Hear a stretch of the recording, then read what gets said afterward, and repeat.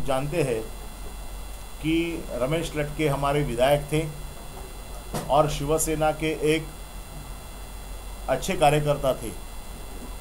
शाखा प्रमुख से लेके 3 टर्म नगर सेवक, उसके बाद 2 टर्म एमएलए भी रह चुके थे। उनके मृत्यु के कारण इस जगह पे चुनाव होने जा रहा है और इस चुनाव में जिस तरह से रमेश लटके जी का देहांत हो गया और उनको उनके पूरे फैमिली ने जो सपोर्ट किया था और इसी सभी चीज़ों को लेके शिवसेना पक्ष ने यह निर्णय किया था कि रमेश लटके, इनकी जो धर्मपत्नी है ऋतुजा रमेश लटके, इनको इस बार अंधेरी उपचुनाव में शिवसेना की तरफ से उनको लड़ाया जाए। जब ये बात हो गई 2 सितंबर 2022 को उन्होंने अपना इस्तीफा मुंबई महानगर पालिका के उनके वरिष्ठ अधिकारियों के पास में दिया। 1 महीना नोटिस देनी पड़ती है, उस हिसाब से उन्होंने राजीनामा दिया था। 3 अक्टूबर को जब वो राजीनामा लेने के लिए जब गए तब उनको ये बताया गया कि आपका राजीनामा ये उसमें थोड़ी गलती है। उसमें उन्होंने लिखा था कि मेरा राजीनामा मेरे इलेक्शन के बाद में मंजूर किया जाए, ऐसे होगा नहीं। उस दरमियान कोई कम्युनिकेशन उनके साथ में किया नहीं गया था। जनरली अगर कोई राजीनामा गलत फॉर्मेट में आता है तो उस फॉर्मेट को चेंज करने के लिए बोलते हैं या उनको इंटीमेट किया जाता है कि आपका राजीनामा स्वीकृत नहीं होगा क्योंकि ये गलत फॉर्मेट में है। 3 तारीख को उन्होंने फिर से अपना इस्तीफा दे दिया। मुंबई महानगर पालिका के जो सर्विस रूल्स है, इस सर्विस रूल में क्लियरली ये लिखा है कि 1 महीने की नोटिस देनी होती है रेजिग्नेशन देना है। तो अगर 1 महीने की नोटिस नहीं दी तो आपको 1 महीने का पगार, 1 महीने की तनख्वाह आपको उनके कोषागार में देनी पड़ती है, उनके ट्रेजरी में उसको जमा करना पड़ता है। वैसे 1 महीने की सैलरी उन्होंने ट्रेजरी में जमा की, उनके ऊपर कोई इंक्वायरी पेंडिंग नहीं है, उनके ऊपर कोई ड्यूज पेंडिंग नहीं है। तो रेजिग्नेशन मंजूर करने के लिए जो जो नियम लगते हैं वो सब उन्होंने पारित किए हुए हैं। ऐसा होने के बावजूद भी बहुत दिन से उनकी फाइल घुमाई जा रही है और मैं 3 बार म्युनिसिपल कमिश्नर से मिला। 1 महिना त्या निमित्ताने होत नाही आहे, परंतु सेवा शर्तीमध्ये अतिशय स्पष्ट म्हटलेलं आहे की जर तुम्ही 1 महिन्याचा कालावधी जर पूर्ण होत नसेल तर 1 महिन्याचा पगार तुम्हाला कोषागारात जमा करावा लागतो राजीनाम्याच्या वेळी।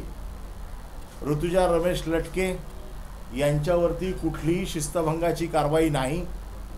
ऋतुजा रमेश लटके हे कुठल्याही महानगरपालिकेचं देय किंवा त्यांचे ड्यूज त्यांचे पेंडिंग नाही आहेत आणि सगळ्या त्यांच्या नियमांचं पालन करून त्यांचा राजीनामा तात्काळ मंजूर करावा अशी त्यांनी विनंती केली।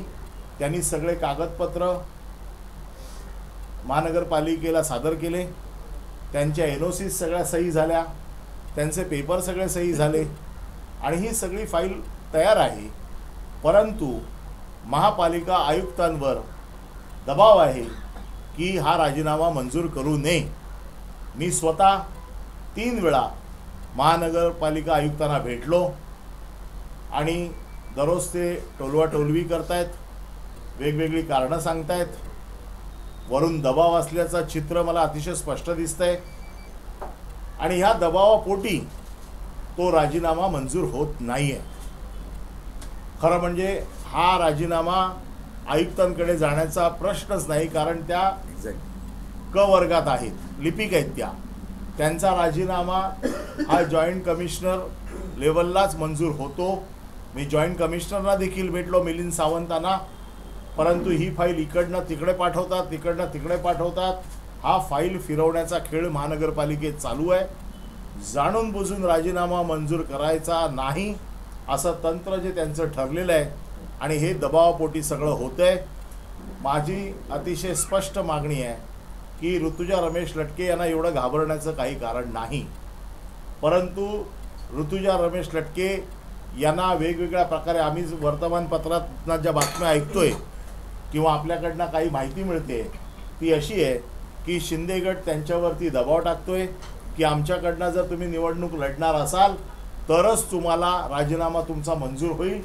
काही जणांनी तर मला असं सांगितलं की त्यांना मंत्रिपदाची देखील ऑफर देण्याचा प्रयत्न चालू आहे. परंतु आम्हाला पूर्ण खात्री आहे की रमेश लटके यांचं कुटुंब हे शिवसेनेशी अतिशय प्रामाणिक आहे, शिवसेनेशी एकनिष्ठ आहे आणि त्यामुळे अशा प्रकारच्या दबावाला ते कुठेही बळी पडणार नाही. संपर्कात आहेत, त्या ठाम आहेत. आता थोड्या वेळात त्या आम्हाला भेटतील देखील. त्या कोर्टात आहेत आत्ता आणि त्या आमच्या बरोबर आहेत. बघा, आपल्याला माहिती आहे की काही दिवसापूर्वी आमचा वाळू नावाचा कार्यकर्ता होता जो बँड्रा वेस्टला 2 मुलींना वाचवताना त्याचा तो मृत पावला. त्यांना वाचवताना आशिष शेलार यांनी सांगितलं होतं की हा आमचा कार्यकर्ता आहे. तो कार्यकर्ता ज्या दिवशी गेला त्या दिवशी त्याच्या हातात शिवबंधन होतं आणि हे कळल्यावरती काल त्यांच्या पत्नी 2 दिवसापूर्वी मातोश्रीवर आल्या आणि त्यांनी उद्धव साहेबांना सांगितलं की आम्ही तुमच्याबरोबरच आहोत. असं कोणी जरी सांगितलं काही बाहेर तरी आम्ही तुमच्याबरोबरच आहोत. हे अख्खं कुटुंब शिवसेनेचं आहे. ही एकनिष्ठता त्यांनी दाखवली. म्हणजे आजही आमच्याकडे जो कार्यकर्ता आमचा गेला किंवा जर गेला तर शिवसेना त्याच्या पाठीशी मजबूत आहे आणि त्याचं पूर्ण कुटुंब आमच्या बरोबर आहे. आणि त्यामुळे अशा प्रकारच्या ह्या सगळ्या गोष्टी चालू आहेत. वेगवेगळे बाहेर अपप्रचार होत आहेत, परंतु ऋतुजा लटके ह्या ठाम आहेत आणि ऋतुजा लटकेंचा राजीनामा मंजूर झाला तर त्या शिवसेनेकडनं लढतील. प्रक्रिया जी आहे ती आता सुरू झाली. कारण 1 महिन्यापूर्वी त्यांनी ज्या वेळेला राजीनामा दिला होता त्यांनी 2 सप्टेंबरला दिला होता. तो 2 सप्टेंबरला 2 ऑक्टोबरला 1 महिना होणार होता. 3 सप्टेंबरला त्या मागायला गेल्या की माझा राजीनामा द्या म्हणून. त्यावेळेला त्यांना सांगितलं की ह्या फॉर्मॅटमध्ये नाही, आम्हाला नवीन फॉर्मॅटमध्ये पाहिजे. खरं म्हणजे ज्या फॉर्मॅटमध्ये जर आला होता तर तो जो चुकीचा होता तर महानगरपालिकेने त्याच वेळेला कळवायला पाहिजे होतं की तुमचा फॉर्म्युला तुम्ही चुकीच्या फॉर्मॅटमध्ये दिलाय, तुमचा हा राजीनामा मंजूर करता येणार नाही. परंतु कुठल्याही परिस्थितीत त्यांनी तसं काही कळवलं नाही. अचानक 3 तारखेला त्यांना सांगितलं की आपला राजीनामा हा चुकीचा राजीनामा आलेला आहे, आपण नवीन राजीनामा द्या, आम्ही मंजूर करतो. आणि दररोज आज उद्या करत ते आज इथपर्यंत ते टोकाला घेऊन आलेले आहेत. म्हणून आज आम्ही कोर्टात गेलो. मी आयुक्तांना असं देखील सांगितलं की आपण मला लेखी लिहून द्या की हा राजीनामा मंजूर आपण का करत नाही. आपण त्याचं जर कारण दिलं तर त्या बाबतीत आम्हाला पुढचा विचार करता येईल. परंतु ते कारण देखील अजून ते देत नाही आहेत. निवडणूक अर्ज भरायला फक्त पुढचे 2 दिवस बाकी आहेत आणि जाणून बुजून रमेश लटके यांच्या पत्नीला या निवडणुकीच्या रिंगणातनं बाहेर काढण्यासाठी किंवा त्यांना त्या गटात खेचण्यासाठी हा शिंदे गटाकडला प्रयत्न केला जातोय. याचा आम्ही एक तर निषेध करतो आणि महापालिका आयुक्तांना आम्ही विनंती करतो की ताबडतोब आपण हा राजीनामा मंजूर करा. रमेश लटके यांच्या पत्नीने महानगरपालिका आयुक्तांना स्वतःची नोटीस देखील दिली आहे, रिमाइंडर देखील दिलेला आहे आणि आज आम्ही कोर्टात देखील गेलेलो आहोत. दुपारी आज कोर्टामध्ये हे प्रकरण आम्ही मेंशन करू आणि या प्रकरणामध्ये आम्ही कोर्टाकडे न्याय मागू. बातों से मुझे ये स्पष्ट दिख रहा है कि वो दबाव में काम कर रहे हैं. जितने अधिकारियों के लिए से मैं मिला उन्होंने मुझे ये बताया कि फाइल रेडी है, लेकिन कमिश्नर जब तक बोलेंगे नहीं हम देंगे नहीं. इसका मतलब ये है कि ऋतुजा लटके से सामने वाले सब लोग डर रहे हैं लड़ने के लिए. ऋतुजा लटके शिवसेना से ना लड़े इसलिए ये सब कोशिशें की जा रही है. मुझे ऐसे लगता है कि आप अगर सचमुच लड़वए हो तो सामने आओ, इलेक्शन में लड़ो और जनता को डिसाइड करने दो कि कोई सही है कोई गलत है. आज के तारीख में ऋतुजा लटके के बारे में हम माध्यम से ही सुन रहे हैं कि उनको शिंदे गुट में जाने के लिए उनके ऊपर दबाव है. उनको ये कहा जा रहा है कि हमारे पास आ जाओ, आपका रेजिग्नेशन तुरंत मंजूर होगा. कोई लोगों ने, पत्रकारों ने मुझे ये भी बताया कि उनको मिनिस्ट्री की ऑफ़र दी जा रही है. लेकिन मैं ये कहना चाहता हूँ कि रमेश लटके की जो फैमिली है वो शिवसेना से बंधी हुई है और शिवसेना का बहुत सच्चा कड़वट कार्यकर्ता रमेश लटके था. उनकी फैमिली आज हमारे साथ में है और पूरी तरह से शिवसेना के साथ में रहेगी. पिछले कुछ दिनों में आपको शायद याद होगा बँड्रा वेस्ट में वळंजू नाम का हमारा एक कार्यकर्ता था. एकही बोगस पत्र निवडणूक आयोगाकडे सादर केलं गेलं नाही. जे आपण म्हणताय की काही बोगस पत्र, काही प्रतिज्ञापत्र पकडली गेली आहेत, त्यांचा तपास चालू आहे. त्या लोकांना पोलिसांनी बोलवलंय, त्याची तपासणी होईल. परंतु निवडणूक आयोगाला सादर झालेल्या पत्रांची पडताळणी होणार आणि त्यामध्ये त्याच्यानंतर बोगस आहे का काय आहे त्याच्यामध्ये ते कळेल. त्यामुळे आज कुठल्याही प्रतिज्ञापत्राला बोगस म्हणणं हे अतिशय चुकीचं आहे. शिवसेनेचा जन्म हा संघर्षातूनच झालेला आहे आणि आयुष्यभर शिवसेना संघर्षच करत राहणार. पुन्हा चिन्हावरती संघर्ष झाला तर पुन्हा संघर्ष करू.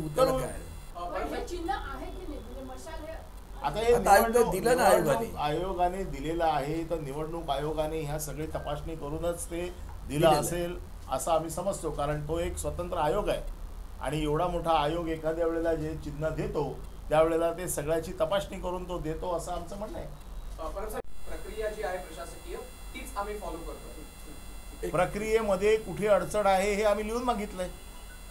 पालिका आयुक्तांना मी अतिशय स्पष्ट विचारलं, जर प्रक्रिया चुकीची असेल किंवा त्याच्यामध्ये काही त्रुटी असतील तर तसं आम्हाला लेखी द्या. मग हा राजीनामा नाकारायला पाहिजे होता, तो नाकारत देखील नाहीयेत. पुन्हा सांगतो की माझं ऋतुजा लटकेंशी सततचं बोलणं चालू आहे. आता देखील थोड्या वेळापूर्वी माझं बोलणं त्यांच्याशी झालेलं आहे. या सगळ्या बातम्या ज्या कुठून पसरवल्या जात आहेत मला माहीत नाही, परंतु अशा प्रकारच्या ह्या केवळ बातम्या आहेत. हा त्यांच्यावरती दबाव वाढवला जातोय, कारण नसताना त्यांना म्हणजे जर ऋतुजा लटके शिंदे गटात गेल्या तर त्यांचा राजीनामा ताबडतोब मंजूर होणार. याचा अर्थ काय होतो? याचा अर्थ हाच होतो की त्यांनी त्या गटाकडे जावं, म्हणून हे राजीनामा त्यांचा मंजूर न करण्याचं तंत्र जे वापरलं जाते हे त्यासाठी वापरलं. सर, प्रश्न असा आहे की आता ही चर्चा सुरू झाली की ती जागा शिंदे गट लढू शकतं, भाजपा लढणार नाही, कदाचित ते पण उमेदवार देण्यात आले. म्हणजे आम्ही अतिशय स्पष्ट भूमिका घेतली आहे. आम्ही शिंदे गट लढेल का भाजपा लढेल ह्याचा विचार करत नाही. अंधेरीची जागा ही शिवसेनेची होती आणि ती शिवसेनेचीच राहील. पालिकाकडे गेलेलो आहोत आणि ताबडतोब त्यांचा राजीनामा मंजूर किंवा नामंजूर करण्याचे जे काही आदेश असतील ते कोर्टाने द्यावेत, महानगरपालिकेने द्यावेत. त्याचं कारण असं सगळ्या अटींची आणि शर्तींची पूर्तता झालेली आहे, त्याच्यामुळे त्यांचा राजीनामा तात्काळ मंजूर करावा अशा पद्धतीची मागणी आम्ही कोर्टात आज केलेली आहे. यायलाच नको होता का सांगतायत ते उत्तर का देत आहेत त्यांना विचारा. तुम्ही विचारलं पाहिजे होतं की तृतीय श्रेणी कर्मचाऱ्यांचा राजीनामा मंजूर करणं हे तुमच्या. मी स्वतः सरकारी कर्मचारी होतो, मीही असा कंडिशनल राजीनामा दिला होता 95ला 96ला आमदार झालो. मला तात्काळ कळवलं तुम्ही कंडिशनल राजीनामा देणार असेल तर मंजूर होणार नाही. कळवतही नाही, निर्णयही सांगत नाहीत.